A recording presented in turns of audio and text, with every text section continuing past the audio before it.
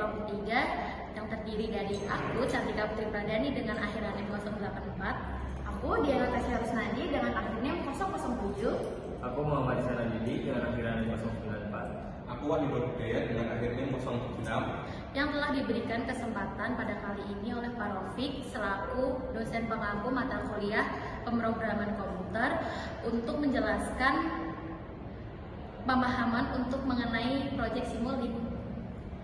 Pada kali ini kami akan menjelaskan simulasi kecepatan kendali motor DC dengan PID pada Simulink. Hal pertama yang dapat kita lakukan adalah membuka aplikasi MATLAB. Setelah aplikasi MATLAB terbuka, kita bisa membuat halaman kerja baru. Yang dimana halaman kerja baru nanti berisikan parameter-parameter ataupun value yang dibutuhkan oleh motor DC yang berfungsi sebagai pengatur kecepatan motor DC maupun pengatur motor putaran arah motor DC. Setelah parameter dan value dimasukkan, kita bisa menjalankan programnya. Dan setelah hasil keluar, kita bisa mengetikkan Simulink pada new command. Lalu setelah itu klik enter agar project Simulink dapat kami buat. Setelah project Simulink terbuka, kita bisa mengetikkan atau mencari blok pertama kali, yaitu konstan. Konstan di sini sebagai set point yang berfungsi untuk mencari atau menentukan nilai yang kita inginkan.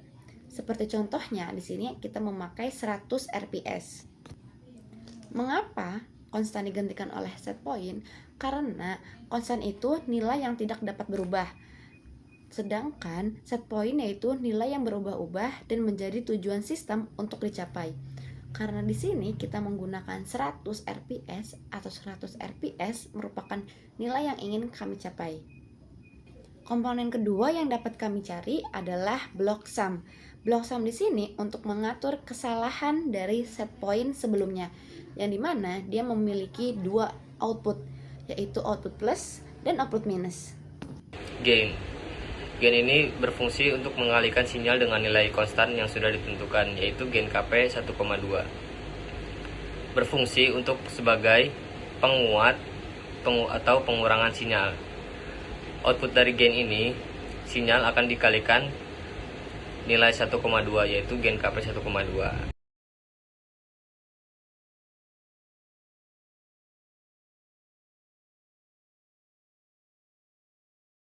Di sini saya menjelaskan tentang integrator dan gain KI. Cara kerja integrator sendiri memiliki 1:S yang berintegrasi terhadap sinyal input kesalahan atau cell set point dan sistem keluaran. Integrator menerima sinyal error dari block sum, akumulasi kesalahan dari waktu ke waktu.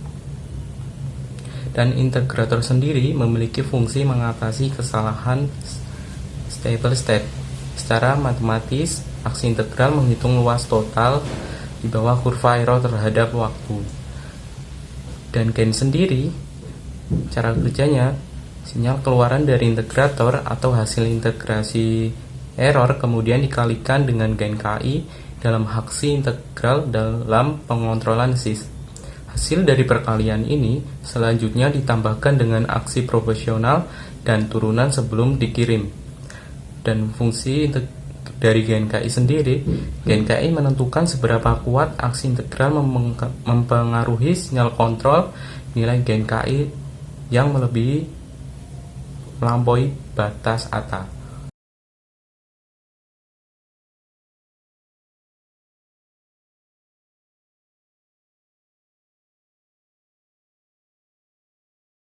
Fungsi dari sum dalam Simulink digunakan untuk menjumlahkan sinyal yang penting dalam sistem sudut motor DC dengan kontrol PID, terutama pada pengendalian tersebut atau pengendalian kecepatan. Dalam konteks ini, output dari fungsi sum seringkali dihubungkan ke blok derivatif untuk menghitung laju perubahan sinyal yang merupakan komponen kunci dalam kontrol PID. PID sendiri yaitu proporsional integral derivatif. Dengan menggunakan atau mengatur parameter PID, sistem dapat mencapai respon yang stabil dan cepat terhadap perubahan kecepatan motor DC. Dari blok derivatif, kita menyambungkan ke blok gain KD. Gain KD dalam kontrol PID berfungsi untuk mengurangi overshoot dan meningkatkan stabilitas sistem kendali sudut motor DC dengan kontrol PID. Dalam simulasi Simulink, gain KD berinteraksi dengan blok sum untuk menghitung error antara set point dan output aktual. Dengan mengatur gain KD, respon sistem dapat disesuaikan dengan yang kita inginkan, sehingga mempengaruhi waktu setting dan steady state error. Nilai gain KD yang tepat membantu mencapai performa optimal, seperti yang ditunjukkan pada simulasi kendali kecepatan sudut motor DC dengan kontrol PID yang menggunakan metode tuning atau tuning untuk menentukan parameter PID. Sum kedua. Sum kedua ini berfungsi sama seperti sum pertama, namun bedanya di sini saling menjumlahkan yang digunakan untuk menggabungkan sinyal dari kedua jalur yang berbeda. Dan yang keempat yaitu transfer function. Transfer function di sini mewakili sebagai sistem dinamis dalam bentuk fungsi dengan alih numerator atau num dan denominator atau den. Keterangan num di sini sendiri di dalam transfer FCN, num itu pembilang fungsi transfer dan den penyebut fungsi transfer.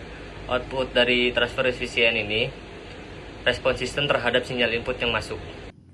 Lalu yang terakhir adalah blok scope. Scope di sini berfungsi untuk menampilkan hasil grafik dari komponen-komponen atau blok-blok yang sudah diatur disambungkan sebelumnya.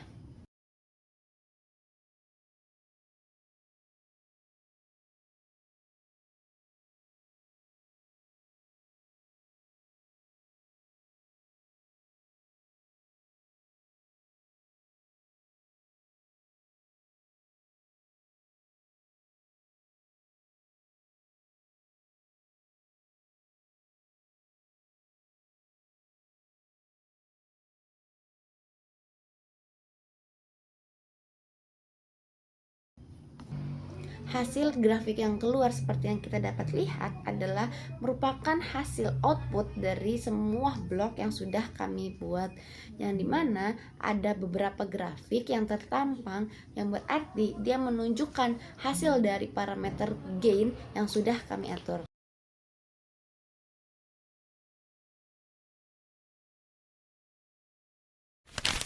Jadi cukup sekian yang dapat kami sampaikan. Semoga Pak Rafiq maupun yang menonton paham. Mungkin apabila masih ada yang mau didiskusikan, boleh komentar di bawah video ini nanti. Terima kasih dari kami. Wassalamualaikum warahmatullahi wabarakatuh.